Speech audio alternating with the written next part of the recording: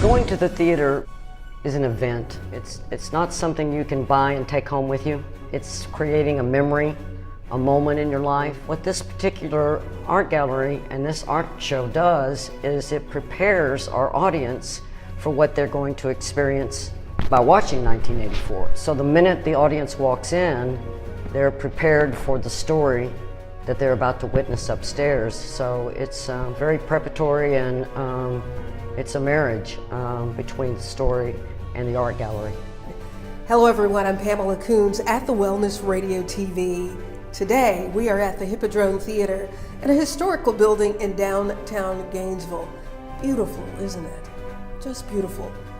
Well, come on inside. Not only is this a theater, but there is an art gallery that they have different art exhibits that kind of parallel whatever the play that's being performed tonight. But there's an exhibit that is demonstrating some very troubling times in our society, in our culture, reflecting much of what is going on today. Some of this is from the past, much of it is from the present. I am so pleased to have as my guest the curator, Lorelei, for this exhibit, as well as the co-curator, Jane. I just want to hear more about this exhibit and how it came about. Lorelei, thank you very much for being here. I really appreciate it. So tell us a little more about this exhibit. I have worked at the Hippodrome in the past for over 15 years as a designer. I've often curated some of the art shows that were here as well. When Lauren Caldwell told me they were doing 1984, I thought right away, I said, I would like to do the gallery, curate the exhibit. And I wanted to do this because I have been in many marches and protests. I've seen the most fabulous signs that they are funny, they're sad, some of them are very fearful. And I thought I would like to do the art of protest, and it's about the people. The artists in this show are we the people. And so we've gathered together many protest posters and bumper stickers, buttons, and original art by people who have something to say about this movement.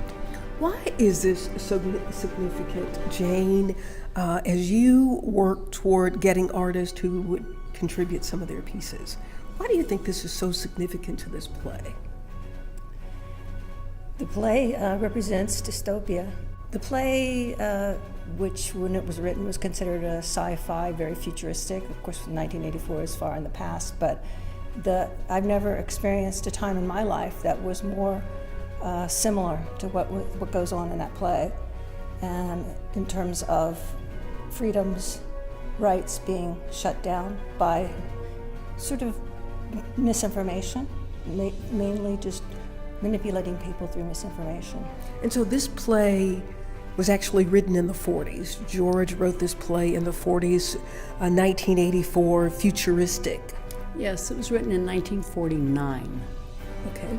And I guess even then he could see a glance of how things could go. For me, it's like all the science fiction as when I was a child, I see now as a reality. It's amazing. Sit in the room with it and decide for yourself how much of 1984 is 2017. All of it. You know, a lot of people who read the book, who are probably read the book in high school when they were in the 70s, in the 80s, thought it was a science fiction piece. You know, it's really happening. And these posters, drawings, flags, how does that represent what's going on in the play? It represents, I think, I did it as a counter to the play, to say that we, the people, will not be taken over in that way. Right now, where there's so much fear and changing of laws and people being inspected, and actually Big Brother is watching us for sure.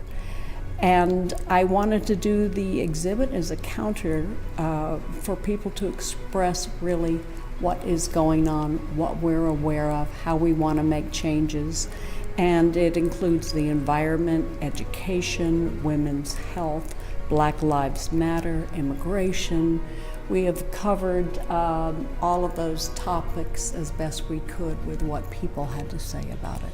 How does something like this and those artists and people who are coming to see this exhibit, as well as who are coming to see this play, 1984, how does this play a role in helping to change this culture that, based on this art, hasn't changed as much as we had hoped it would change, perhaps? I think in a way it does give people hope to know that there are other people who are thinking the same way, that we must resist. We must resist. And as Michelle Obama said, we will rise. When they go down, we're going up. And this is about rising above it, and it kind of brings people together in community, I think. Yeah. But this is for the hope that counters the play 1984. And as depressed as I have been about some of the changes that are going on in our government, I think the lining on that cloud is that people are talking in a way that they've never talked before. The discussions are open, and although the discussions are difficult and even sometimes painful, I think that us for years and years and years pretending like these problems didn't exist and not talking about them, that was never going to help. So I think we have at least a chance now to get it all out and have the conversation. Mm-hmm. Certainly thought-provoking as I walk around and look. Jane, thank you very much, co-curator of Rise and Resist and curator Lorelei of this amazing exhibit at the Hippodrome. Makes you think about who we are as a society today, who we were as a society yesterday, and when are we going to change? When are we going to change? When are things going to get better?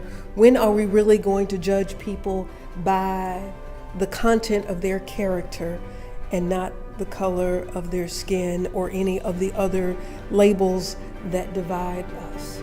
Ladies, thank you very much. I really appreciate it. And thank you all so much for joining us. I'm Pamela Coombs at the Wellness Radio TV at the Hippodrome in downtown Gainesville, Florida. Remember, there is healing at the well.